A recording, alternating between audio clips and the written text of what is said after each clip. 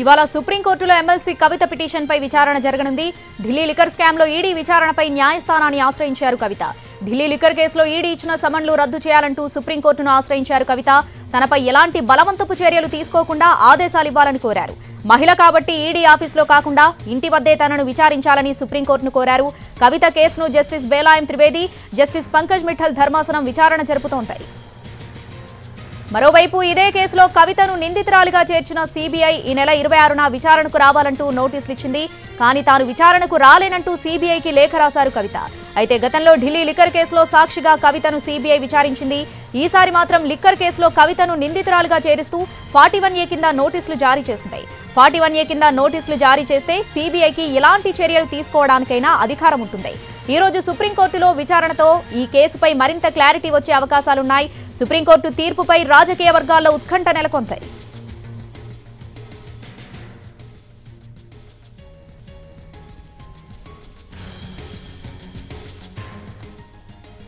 ఇవాళ సుప్రీంకోర్టులో ఎమ్మెల్సీ కవిత పిటిషన్ పై విచారణ జరగనుంది. దీనికి సంబంధించి పూర్తి అప్డేట్స్ మా ప్రతినిధి రాజు ఢిల్లీ నుంచి లైవ్ లో అందిస్తారు.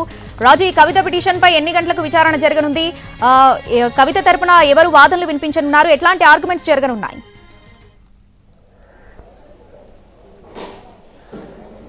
ఎస్ రావణి, లిక్కర్ కేసులో కవిత విచారణ ఉండబోతుందా లేదంటే మరోసారి కోర్టు ఏం చెప్పబోతుందా అనే దాని మీద ఇప్పుడు సర్వత్రా ఉత్కంఠ నెలకొంది. ఎందుకంటే పార్లమెంట్ ఎన్నికలు సమీపిస్తున్నటువంటి పరిస్థితుల్లో ఇప్పుడు కవిత కేసుకు సంబంధించి అంటే లిక్కర్ కేసులో దర్యాప్తు సంస్థలు ఎటువంటి చర్యలు తీసుకోబోతున్నాయి అనేది సర్వత్రా చర్చ జరుగుతున్నటువంటిది స్పష్టంగా కనిపిస్తూనే ఉంది. ఈ నేపథ్యంలోనే ఈ రోజు సుప్రీంకోర్టులో జరిగేటటువంటి విచారణ చాలా కీలకం కాబోతుందనేది స్పష్టంగా అర్థమవుతుంది. ఎందుకంటే కవిత గత ఏడే ఏ విధంగానైతే అంటే ఈడీ తనను విచారించినటువంటి విధానాన్ని సవాలు చేయడమే కాకుండా లిక్కర్ కేసులో తనకి ఇచ్చినటువంటి నోటీసులను రద్దు చేయాలి, ఇకపైన తనపై ఎటువంటి చర్యలు తీసుకోకుండా సుప్రీంకోర్టు ఆదేశాలు ఇవ్వాలని చెప్పి కవిత తన పిటిషన్ లో పేర్కొన్నారు.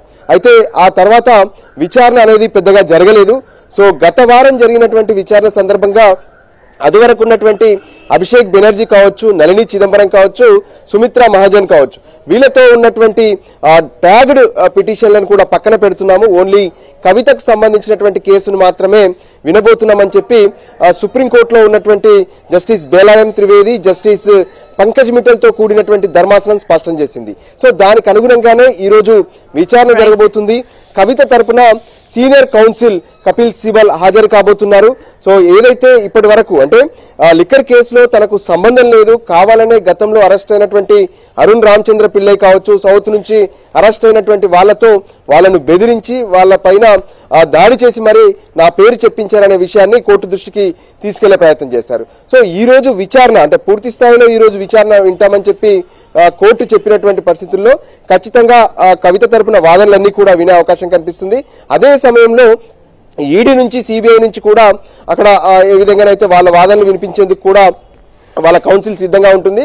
సో ఈ పరిస్థితుల్లో ఈ రోజు కవితకు సంబంధించి ఇచ్చేటటువంటి ఏదైతే ఆర్డర్ ఉంటుందో అది కవితను లిక్కర్ కేసులో విచారించాలా లేదా అనే విషయం పైన స్పష్టత వచ్చే అవకాశం కనిపిస్తుంది. సో ఇప్పటికే ఈడీ పలుసార్లు కవితకు నోటీసులు ఇచ్చింది. తన కేసు సుప్రీంకోర్టులో ఉంది, ఆ విచారణ తేలాకే తాను ఈడీ ముందు హాజరవుతానని చెప్పారు. 2 రోజుల క్రితం సిబిఐ సైతం హాజరు కావాలని చెప్తే దానికి కూడా సుప్రీంకోర్టు కేసునే చూపించారు. కాబట్టి ఈ రోజు ఒక క్లారిటీ వచ్చే అవకాశం అయితే స్పష్టంగా కనిపిస్తుంది.